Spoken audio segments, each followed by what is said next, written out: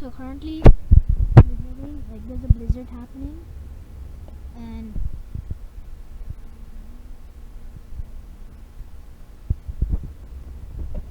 it's there's I think there's like a car crash happened because of the blizzard, probably because of the snow. A car must have slipped because we're stuck in one spot for such a long time. So I think a car crash must have happened, and I'll show you how it's like outside. I'm just gonna put a protective case on. I know. I am recording this while editing. It's because you can't hear me with the protective case on. So basically, the thing is that I'm currently in Arizona.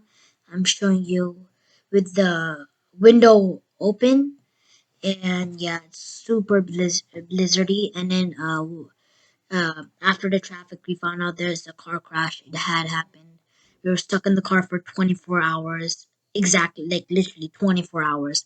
Make sure to like and subscribe. Bye.